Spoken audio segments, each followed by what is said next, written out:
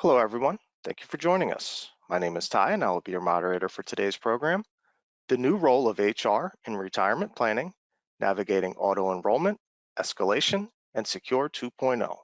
This event is being presented by HR Morning and sponsored by Ubiquity Retirement and Savings. If you have any questions during the presentation, please type them into the chat box in the control panel. If they're regarding the subject being presented, I'll add them to the queue for questions at the end. And now I'd like to introduce your first speaker, Ariane DeVoe.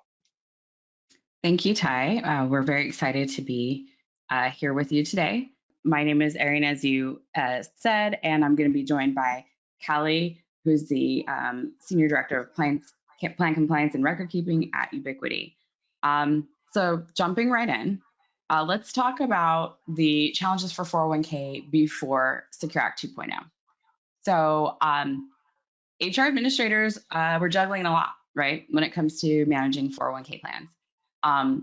Systems are often clunky, manual, and discouraging for both employers and employees. And let's talk about participation. Employees had to opt in to join a plan. So if they just never got around to signing forms or didn't really understand the benefit of joining the 401k plan, they simply didn't enroll. And it's no surprise that participation rates were often underwhelming, especially among younger or lower income workers who arguably, need it the most.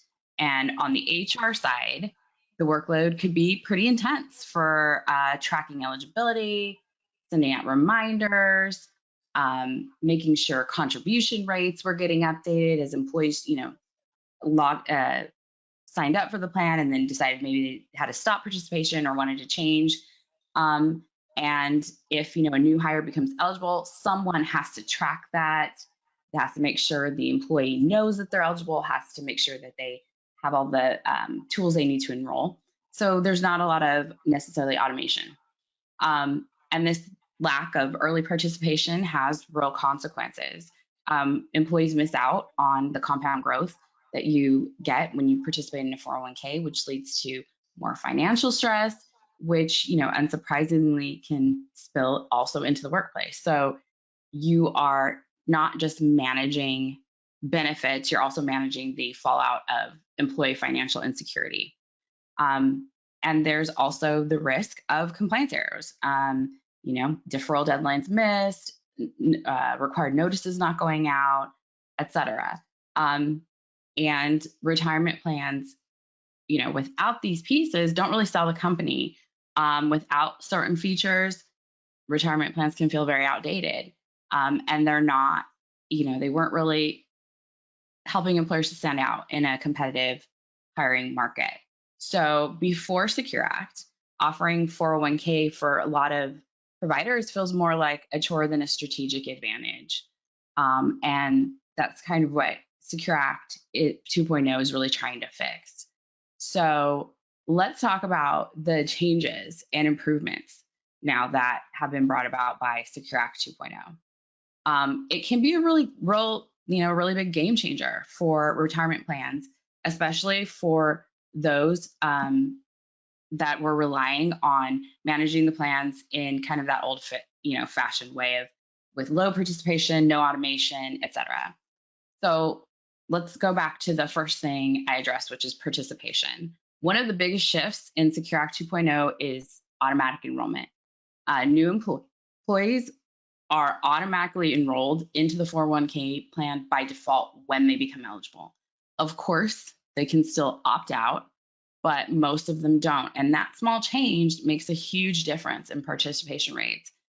People are saving earlier and more consistently just because that barrier to entry has been removed. And then there's the enrollment process itself. For a lot of administrators, there's no longer that sort of manual piece to solve. With the right automation in place, the system that HR administrators are utilizing knows when someone becomes eligible, sends them out the right information notification, enrolls them, and even handles contribution updates. That's time back in the day, fewer mistakes, and a much smoother experience for everyone involved. And on the employee side, this creates a ripple effect. When you start saving early and automatically, right, it becomes a habit. It reduces that background financial stress and helps people feel more secure about their future. And when employees are less anxious about money, it shows up in the form of better work focus and morale. And let's not forget about the compliance side of things, right? Deadlines and notices automated, right? That means fewer chances of missing something critical and fewer worries about penalties, audits, things like that. It's kind of a built-in protection system. And finally, this is a big one. Offering a retirement plan with automatic enrollment and smart savings features sends a very strong message to current and future employees. It says, we care about your financial future. And it's not something that's just nice to say, it's a major advantage when it comes to recruiting and retention. So, of course, while there's always going to be work to be done, Secure Act 2.0 is helping to transform 401ks from kind of a logistical headache into a real asset for both employees and HR teams. I'm going to go ahead and turn it over now to Callie. Thank you, Ariane. So when managing your retirement plan, any legislative changes can be extremely daunting. When Congress comes out with a lot of these changes, they will send them over, just release them out, not really giving a lot of context or providing any sort of, that they're not really thinking about the end user and how that impacts them. So what we try to do is provide that context and simplify it for the end user so that they can see and easily utilize the changes that are made. Ariane and I have been in this industry for almost 20 years now, and we have seen a lot of legislative changes. Secure 2.0 has been one of the larger change sets that we've seen in the past almost 20 years. So let's go ahead and jump into the major change that is impacting HR right now, and that's automatic enrollment. So for automatic enrollment, these changes were made so that they can implement an easier way for participants to enroll into the 401k plan. So now new 401ks, any 403b plans created after December 29th, 2022, they must begin automatic enrollment starting in 2025, pending any exemptions they might fall under. With that, the initial automatic contribution has to be at least at 3%, not more than 10%, which applies to any employee that has met the eligibility requirements to come into the plan. So that means they've met the eligibility and entry requirements and are now eligible to enroll in the 401k plan. With automatic enrollment, there comes a secondary piece called mandatory auto escalation, which is really an automatically increasing deferral percentage annually after they've enrolled and been automatically enrolled. It's generally a 1%. I have seen it at other percentages, but I would say 99% are increased by 1% annually. Escalation must continue till at least 10%. So when they have enrolled at 3%, they must increase every year 1% until they reach that 10%. Unless the participant decides, hey, I don't want to do this, this automatic enrollment, and they elect a specific percentage. Now, there's an additional change that has been implemented for the catch-up contributions. So for workers of a specific age, ranging from 60 to 63, they'll have an additional catch-up contribution that they can make. So they have a higher contribution limit. So what this is it's a special limit that they've put into place, which is essentially 150% of the regular catch-up contribution limit. So every year, the catch-up contribution may be increased. So annually, depending on the COLA increases and what the IRS decides to increase that year, it'll be 150% of that regular catch-up. So that will help those workers that are getting ready to retire to increase their catch-up in preparation for their retirement. Why they didn't increase it from 60 to 65, since 65 is the current normal retirement age in a 401k plan, I'm not entirely sure why it was targeted from 60 to 63. I'm hoping that at some point they will increase that to 65 to help out those in that range prep for retirement, since most, and I wouldn't even say most people retire at 65 anymore. Right. But that is your normal retirement age in a 401k plan. So Yeah. it'd be helpful for anybody over 60 at this point to benefit from that higher catch-up limit. Now, additionally, and this one becomes a little bit more confusing. I'm not sure if that's the right word, but it does impact a lot of HR to track the long-term part-time employees' eligibility. What this is doing is we've already had long-term part-time eligibility. And what long-term part-time eligibility is it's employees who work at least 500 hours per year for 3 consecutive years. Now, what Secure Act did for long-term part-time is reduce the 3 years to 2 years. And what this means is employers must allow employees who work at least 500 hours consecutively for 2 years to enroll in the 401k plan, at least for deferral purposes. Tracking that can be very difficult, especially if your eligibility on your plan is significantly different. Some people, what I've seen is they go with a less strict eligibility, just therefore allowing everybody to enroll and be a part of the plan. Those plans that are trying to reduce a lot of the turnover employees, so if they have a lot of seasonal working employees, they'll try and put an eligibility in place to prevent those individuals from entering the plan because they know most of them won't defer. But legislation has said you need to allow these employees that come back seasonally every year to enroll in your 401k plan, at least for deferral purposes.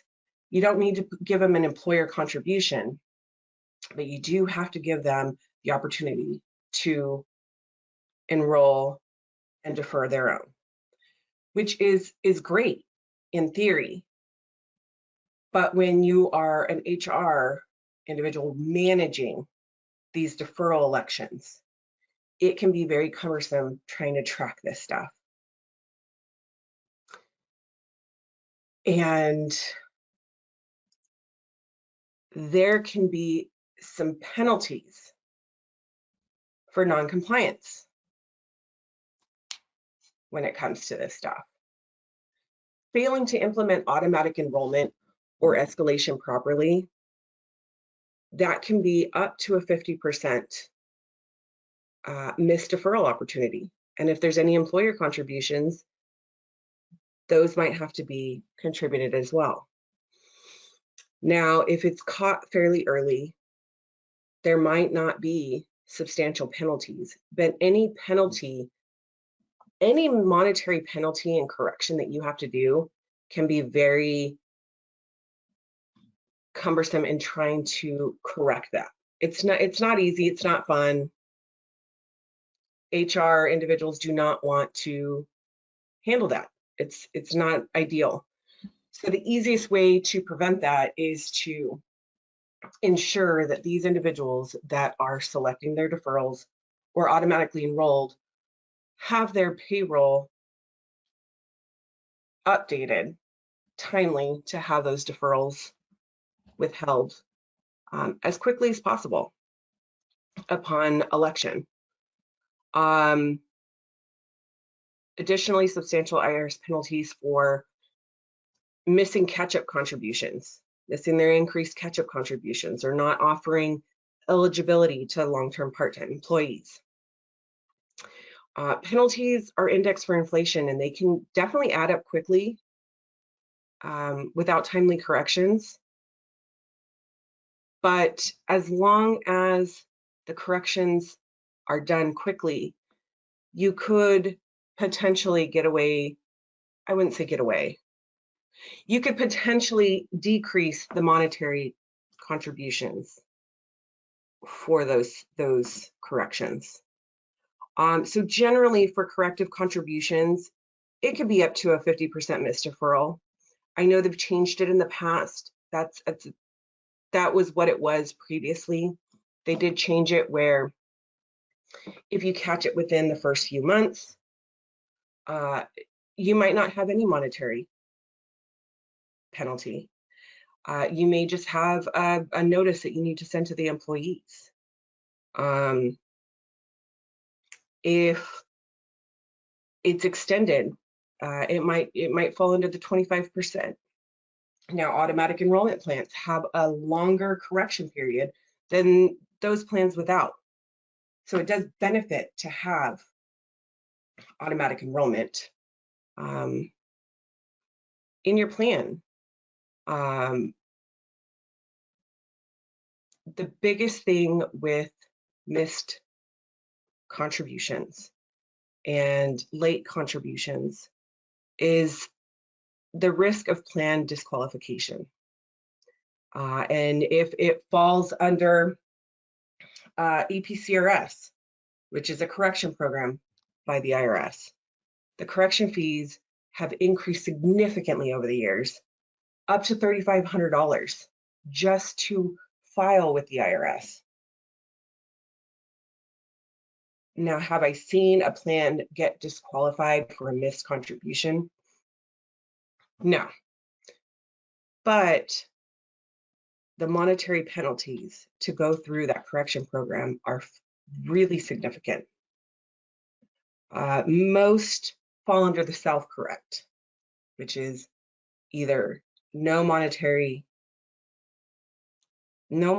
correction or a minimal correction.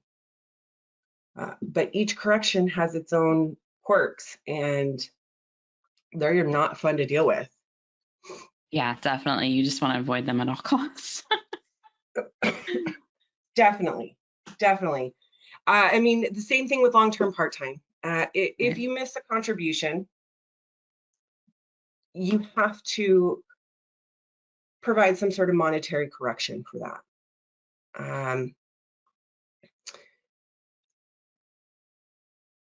And the nice thing about, I was sorry to interrupt you, Callie. The nice thing about LTPT, even though it can be confusing, and like you said, if you don't offer it, you have to do monetary compensation.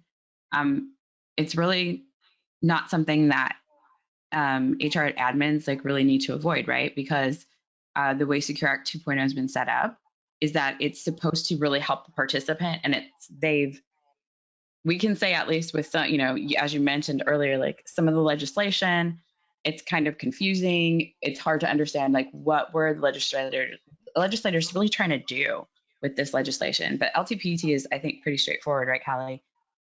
They're just trying to allow people who maybe are not working full time in 401k plan terms to start saving as well. And they've really tried to minimize the burden on the employer to offer that. So, the contributions don't have to be tested. So not offering plan eligibility to LTPT employees is a pretty big miss, and it's one that you can easily avoid if you're working with the right provider.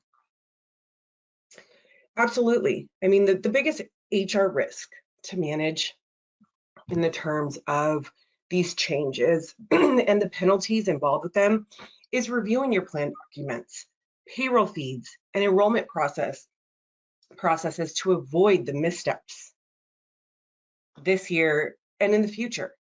It's really just something that needs to happen. I know that most HR reps do not know more or less how these operate, but it is good to get into the habit of reviewing these. I would say at least 2 times a year, review your plan documents, review your payroll feeds. Payroll feeds can, anything with technology can break, right? So the biggest thing is to review those. Even if you're just looking at a couple aspects of those payroll feeds, just take a quick look. Every payroll, make sure it went through, make sure that the deferrals were processed. It should take, 5-10 minutes just to take a quick look at a few different aspects of it. Enrollment, I would look in your plan document, look to see when people can enter in the plan, look to see what their eligibility is in the plan document, and just take a quick look at, did anybody that we recently employed or that has met this eligibility and entry, should they be enrolling soon? Now with the correct provider, obviously that can assist with some of that, but I would still make it a good habit and part of your HR processes to review this stuff. It shouldn't take that long to kind of just look at a few different aspects of it. So to make sure that you're not missing anything. Exactly.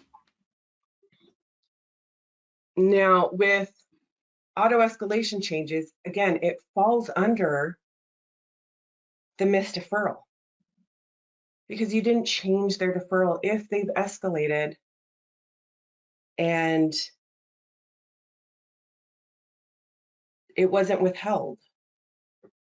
So with that, I would definitely make sure that if you are utilizing automatic enrollment, which I highly recommend, that you look at your who's automatically enrolled in your plan this year and annually look at, did this individual increase at least 1% based on your plan document, of course. Did they increase 1% to ensure that those contribution elections weren't missed? It's an annual update.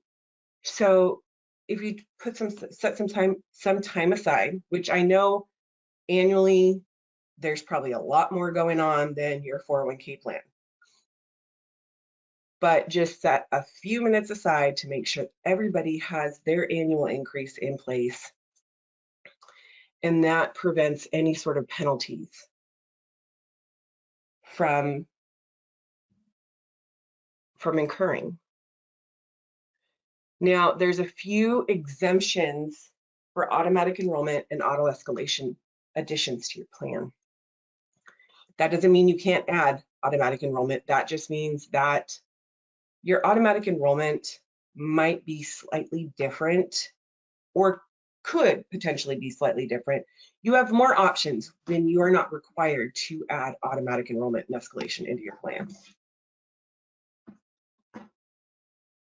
With the exemptions, those employers with 10 or fewer employees, employers in business less than 3 years, church plans and government plans do not need to have automatic enrollment in their plan. However, it's still a good idea to add it. Now, if you have 2 employees, obviously it makes more sense to not have automatic enrollment and track that.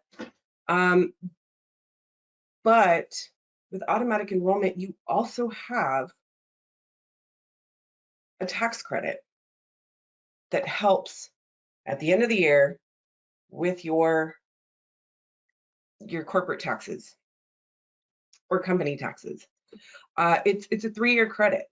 So why wouldn't you want to add this automatic enrollment to get this $500 credit annually for 3 years? I know that they have provided these exemptions here so that employers that are just starting out don't really need to manage some of the automatic enrollment aspects of the 401k plan. But it's a really good idea to still add it. I recommend adding it. It's an easy add to a 401k plan. I'm going to go ahead and give you the floor, Arian, so you can talk about some auto enrollment and escalation best practices. Awesome. Okay, so I don't know why this keeps going 2 slides forward, but all right. So yeah, let's talk about that. When it comes to automatic enrollment and automatic escalation, which are, as Callie just mentioned, 2 key features that are required for some employers after Secure Act 2.0, but are available as an option for the others. The rollout really matters. It's not just about, flipping a switch in your payroll system and saying, okay, we've got automatic enrollment, we've got automatic escalation, we're good. It's actually about how we communicate these changes to employees in a way that feels clear and supportive. So first, let's talk about early communication, right? It's a critical step to announce automatic enrollment and auto escalation right at the time of hire. So again, as we kind of touched on earlier, this is a good recruiting tool. So you want to let your new hires know, hey, we've got a 401k plan. This is how our 401k plan works. And you want to let them know before, not after they've been enrolled. And that includes, having it in your onboarding materials, following up with email explanations, and talking about it during your benefits meetings. The goal is transparency from day one, because automatic enrollment, as we've mentioned multiple times, can be opted out of, but you do want to let your employees know, hey, this is coming, this is how it works. Give them a chance to understand the value of this. And of course, you want to make it really easy to understand. So of course, you want to avoid, any jargon, any kind of what we talk about in our industry a lot is, this was a lot of this legislation. It's all written in legally, so you don't want to present it that way to your employees. Instead of saying something like, hey, you'll be enrolled at 3% deferral rate, let your employees know you'll start saving 3% of your paycheck automatically unless you choose to change it. And better yet, use real life examples. If you save 6% today, that can mean an extra, X $1,000 by retirement. That kind of messaging really sticks with people. And when we frame this for employees, it definitely should feel like a perk, not a hassle. Automatic enrollment is not about taking control away. It's about helping people build long-term savings without having to think too much about it. Again, we're taking away that thing that happens where people just say, I just simply, forgot to do this thing and now I'm behind. So we want to help people stay ahead. So let's get them enrolled as soon as possible. And we want to, if your plan offers a company match, we want to highlight that too. Call it what it is. It's free money, and employees don't want to miss out on that. One phrase that I always recommend using is, we want to help making saving for your future easy and automatic. It sets the tone. You're not telling your employees what to do, you're offering to help them. And that brings us to the next big piece of the puzzle, which is kind of a bit of a buzzword, but I think it's really important, and that's empowerment. People's financial situations are all different, and we need to really honor that. Make sure that employees do know how to opt out or change their contribution levels if they need to. Offer tools like retirement calculators so they can run their own numbers and make informed choices. When employees feel like they are in the driver's seat, they're far more likely to stay enrolled long-term. And that is what you want in your 401k plan. If you're offering that benefit, you want your employees to take advantage of it. And then on the back end, coordination with both your payroll provider and your record keeper is huge. As Callie already mentioned earlier, you want to look at those aspects of your payroll feed, your plan document. You want to make sure that the systems are fully integrated so deductions and scheduled increases happen exactly as expected. Even a small error in a contribution feeds can lead, your employees to kind of have trust issues, or worse, even as Callie mentioned earlier, compliance problems. So, do tests before you launch your automatic enrollment. It's definitely worth it. And again, it's not something you're not having to do this daily, but keep an eye on that. Once you understand what's supposed to happen, just spot check, make sure that's continuing to happen throughout the year. And even if you don't have automatic enrollment, do right? with your payroll. Of course. Yeah. Definitely try to do a test run there to make sure everything is working properly, because you don't want to start your contribution files going through and something's amiss. Then it takes time to review that and Absolutely. figure out where it went amiss. So definitely do the test file, always recommended. Yes, definitely. And when you have employees who do want to opt out, you really want to handle that with care. Make that process simple, judgment-free, and track it. If you notice that your plan has a high opt-out rate, it might be a sign that you need to revisit how you're messaging that benefit or offer more reassurance around it. And don't treat this as a one-time event, right? I think people hear automatic and they just think, oh, it's going to happen. And I've flipped the switch. I never have to look at this again. I wouldn't do that. Offer, just like you do with your health benefits, offer an annual re-enrollment or education campaign. Now, you can't, once you've opted out of the automatic piece of automatic enrollment, you can't opt back into that. But you can, at any time, decide to begin putting money into your 401k plan. So even if you have employees who've opted out, that doesn't mean they necessarily want to opt out forever, but don't let them forget that that's a benefit they have access to. So again, offer an annual re-enrollment or education campaign. Just because they said no last year or last month doesn't mean they'll say no forever. And people's financial situations change. And a gentle reminder, especially with a clear explanation of the benefits, can bring people back in. And the last tip for best practices is, keep things simple and personalize your language. And when possible, show people what it looks like to have the savings over 10, 20, 30 years.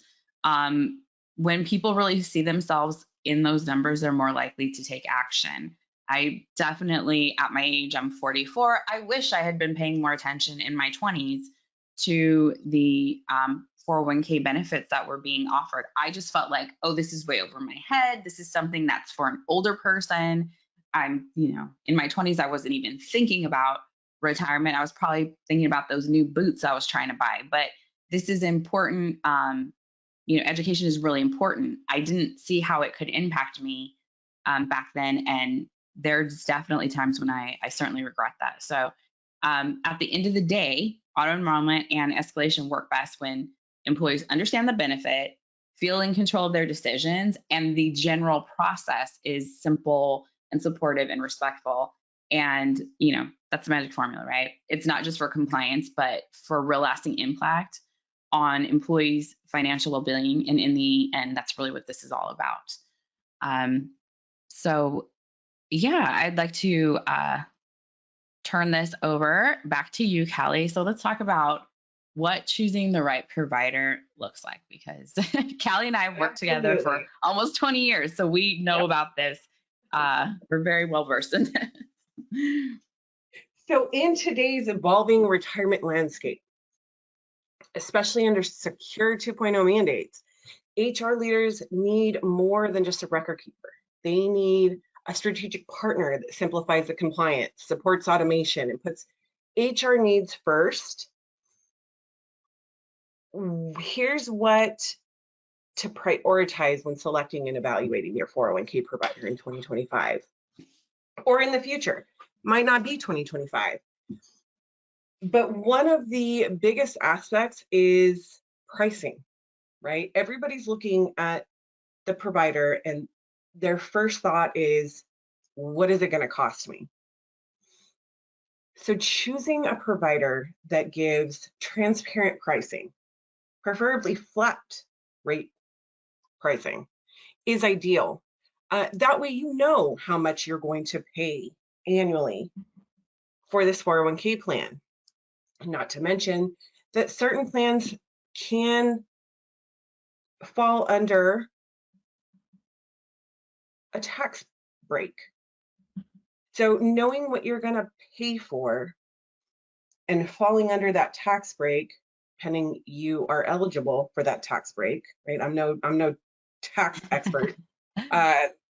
Actually, taxes scare me a little, but knowing that that could be a possibility, it's easier to know what you're going to pay annually. The biggest thing is to try to avoid partners that are charging based on assets under management, which really, if you're paying a percentage on your assets, if you're just starting out and you have a small balance, those fees aren't going to be that much. Mm-hmm. As you grow, as the balances grow, so are those fees. Those fees are Right. going to grow. Right. So choosing a flat rate provider with predictable fees gives you that sense of safety, knowing that this is the amount that I'm going to pay annually, Mm-hmm. and it's not going to grow as my balances grow. I mean, there's a big difference between a plan that has $100,000 balance versus a plan that has $5 million balance. Right. Those fees are going to grow drastically based on a percentage. Flat rate provides fairness and helps employees grow wealth faster without erosion from those percentage-based fees. Additionally, built-in support for compliance, not just Secure 2.0, but any compliance aspect. Ensuring that the provider has some automation in their systems for automatic enrollment, auto escalation, long-term part-time tracking. It helps that there is some sort of automation to assist the HR representative in reviewing their plan, receiving emails when someone's automatically enrolled, receiving emails when somebody needs to get escalated, receiving emails when a long-term part-time individual has enrolled or selected a deferral election, receiving emails going out to these employees of yours once they become eligible, letting them know that they are automatically enrolled and here's how you enroll. Making it easy for both employees and employers to kind of track some of this stuff. Now, again, technology is not always 100%. Right. So I would always put your checks and balances in place. They don't have to be extensive checks and balances, but checks and balances nonetheless. Anything with automation and technology can break. While providers do their best to prevent any sort of breakage, it still happens on occasion. So I always recommend, no matter what provider you are utilizing, put some checks and balances into place. Make sure that nothing's amiss when reviewing your employees' eligibility, their deferral elections. Those are probably the two of the biggest aspects that you would be tracking for these plans, and ensure that they are caught and updated timely. Yeah, and most providers are going to put a stopgap in there for you, right, Callie? Like we're you're going to get a notification, but you'll also have the ability to run a report to see anything that was done. So make it a habit of running that report right before you do payroll. So if there's an email that you missed on your end, you don't have delays in you don't have a failure to implement an elective deferral on your Absolutely. hands. I mean, Absolutely. the good news is like you said earlier, the self-correction process, if you catch things early, sometimes you can correct them without a monetary penalty. But it's best to just avoid those situations entirely, and knowing what your provider's stopgap is. If I miss an email, how can I find this information in the system, so that I'm protecting myself as an HR admin, and I'm also protecting the employees and avoiding any delays in them saving towards their retirement. Absolutely. Absolutely. I mean, I've seen it where employers have updated their email system or their IT and put some stop gaps into emails where Nice. our emails didn't go through. Right. And so it's always good to put those checks and balances into place with Absolutely. utilize your provider system. Run a report, take a look at it. Put a Yeah, process log in into the place. system and see if you've got notifications waiting for you, right? Put a quick formal process in place, just so that you know, and if you're ever under audit, you can tell the auditor, look, these are what my processes are. Auditors love that stuff. Absolutely. Yes. They want to see that you have a process in place. Additionally, I would heavily recommend going with someone with payroll integration. Choose a provider that has a payroll integration offer for you. This helps automate your payroll, each payroll period. Specifically those that you can send information back to the payroll provider. So for example, if I went in and elected 5% out of my paycheck, that information would automatically be fed to the payroll provider, who picks it up and pulls it on the next pay period. This allows fewer errors, fewer late deposits, a lower risk of penalties, and escalations within the HR. I would heavily recommend payroll integration, but again, throwing it out there that technology can break. And it might not even be your provider that it broke at. It could be the payroll provider itself. So keep that in mind when you're looking at this stuff. Again, put some checks and balances, real quick checks and balances into place to make sure this is automatically pulling.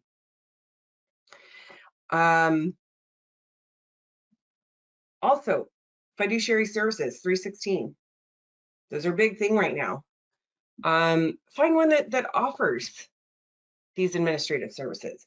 It takes some of the fiduciary liability off of the employer. Not all, but it does reduce it and kind of allows the 316 provider, that is your record keeper, third party administrator, to handle the notices, the 5500 filing, the plan document updates. They track all of that. You no longer have to file your 5500. The 5500 filing is annually. They handle the distribution processing approvals. Offloading these responsibilities reduce your risk, gives HR time back to focus on strategy and not the busy work for the plan. Providers that offer intuitive dashboards and retirement calculators.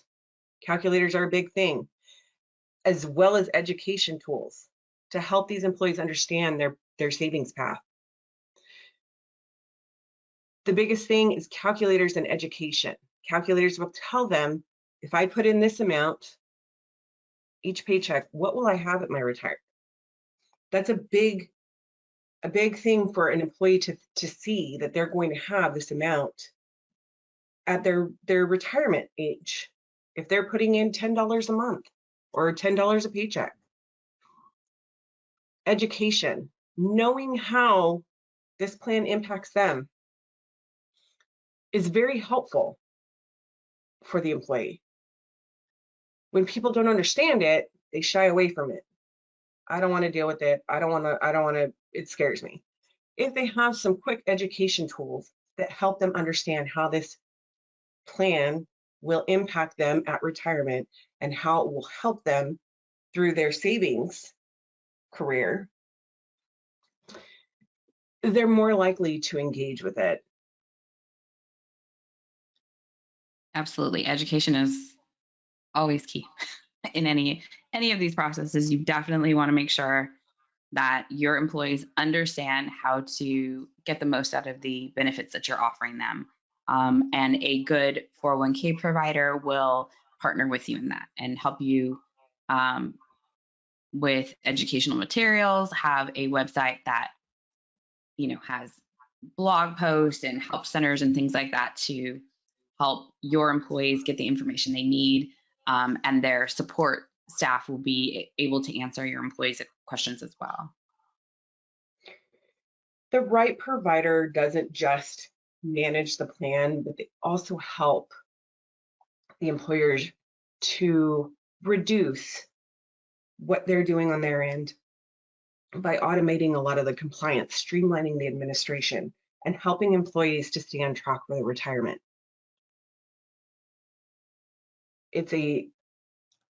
Choosing the provider is one of the key aspects in helping your plan successfully reduce your administrative burden throughout the plan's life.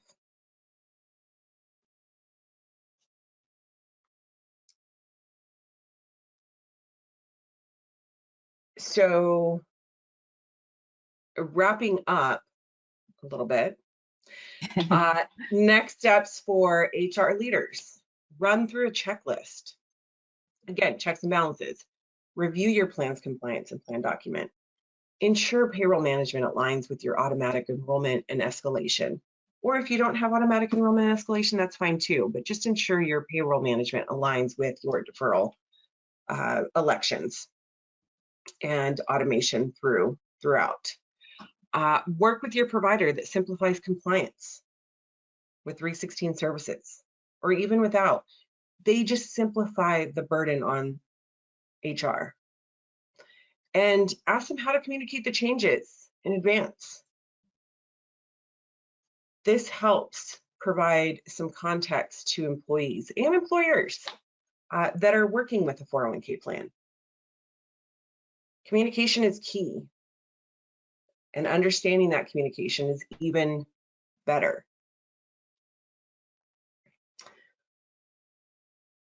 I think we can jump into some Q&A. Arian, what do you think? Yeah, let's do it. What do you got Great. for us, Ty? Yeah, so there were a couple questions that came in while you were presenting. So first we'll get to them, and then folks, if you have questions, as others did, please submit them into the questions box. And our first question reads, what's the biggest mistake HR teams make with auto enrollment? Callie, I'll jump in on this one. The biggest mistake is delaying communication. We talked about this at the top of the podcast. Employees should always be informed about automatic enrollment before it takes effect, not when they notice the deductions on their paycheck. I can tell you from experience that even if it's just a minimal amount and it may not really have even impacted because of the tax offset, the amount that the employee would normally receive, seeing something come out of their check that they're not aware of is always a shock to the system. So early proactive communication definitely builds that trust and reduces confusion for the employee. And it's also nice when they see that it's coming out and they go, oh, that 3% didn't really impact my take home pay like I thought it would. So helping people to see, like, by doing this pre-tax savings, you're actually reducing your tax liability. You'll see that offset there. That's definitely don't make that mistake. Let everyone know up front what you're getting them into by adding automatic enrollment and how it's benefiting them, of course. Perfect. Thank you. And yeah, a handful of questions came in, so we'll get to as many as we can uh, so that we stay on schedule. So I'll try to rip through these.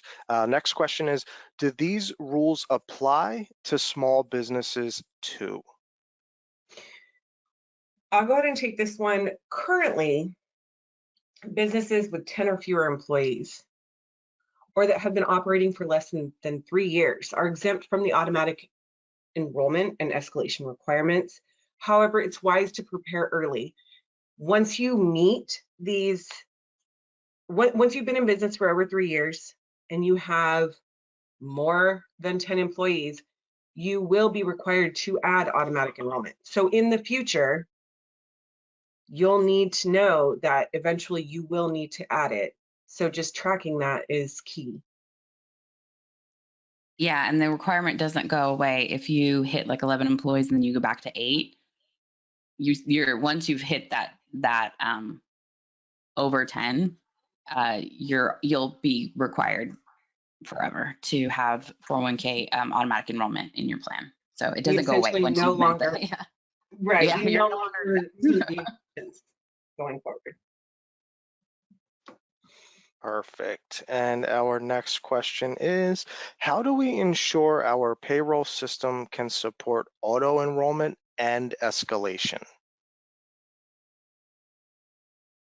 I'll go ahead and take this one too, Arian. Yeah, go ahead.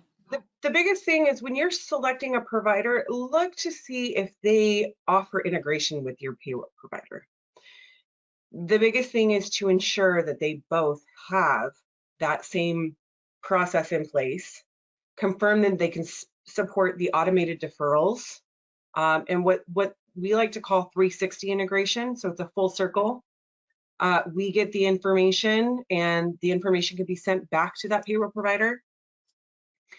Knowing that you have chosen a provider who has payroll integration with your payroll provider, that's the biggest thing that can help support the automatic enrollment and escalation path.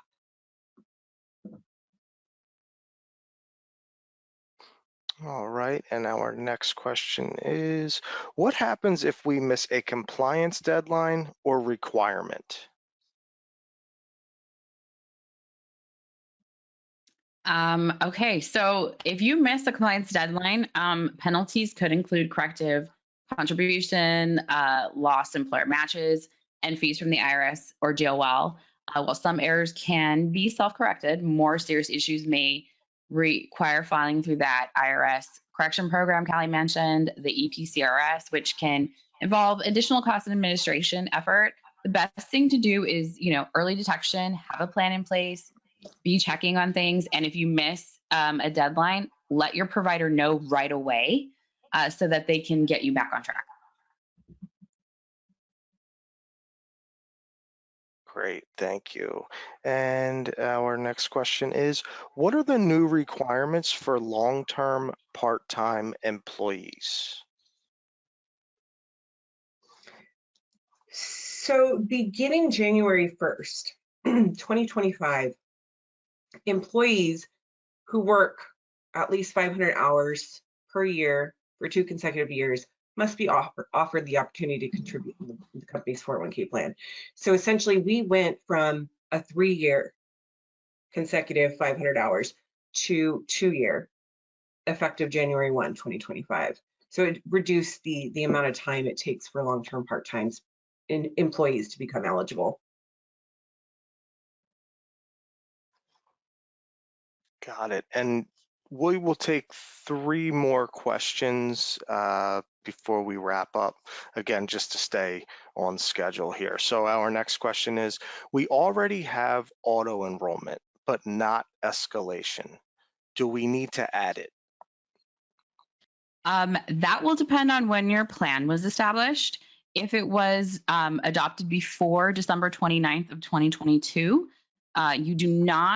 you're grandfathered into the old automatic enrollment requirements and you're not required to adopt auto escalation. However, plans that are created on or after December 29th of 2022 must include escalation by 2025 unless you qualify for one of the exemptions that Callie mentioned earlier. So I'd you like to definitely want to reach caveat out to your that. provider. I just like to add to that if you don't want to add escalation, you can add automatic enrollment at 10%. That's right. 3% initial contribution. However, 10% does become very daunting for an employee to see 10% withheld from their paycheck. So I haven't seen that being offered a lot. I've seen more of the 3% up to 10%, but 10% rate upon entry is an option if you don't want to utilize escalation. Right. So you need to know your employees. Look at what you're paying your employees. Look what do you think most employees could handle 10% immediately coming out of their paycheck. You don't want to be too aggressive with your auto enrollment formula because you want people to the whole point is they kind of can ease into that savings, right? They can see, oh, it doesn't dramatically impact me to have this coming out of my check. 3% versus 10%, kind of feels that's quite a big difference. So just look at what you think your employees can handle and make the best selection you can. If they want to save more, they definitely can. So that's always a selling point for automatic enrollment. Perfect, thank you. And our next question is, how can we reduce opt-outs among employees? I'll take this one again, Callie. What you really want to do is focus on transparent, benefit-focused communication while you're onboarding your employees. Again, use those relatable examples to show how small contributions grow over time and reassure employees that they can adjust their rate later. Presenting it as simple, low effort way to save can increase participation. Partner with a provider who has those savings calculators so that when employees go into the system and access their account, they can see like, oh, if I change my percentage rate, like what would I save, and gives them those projections based on their real information.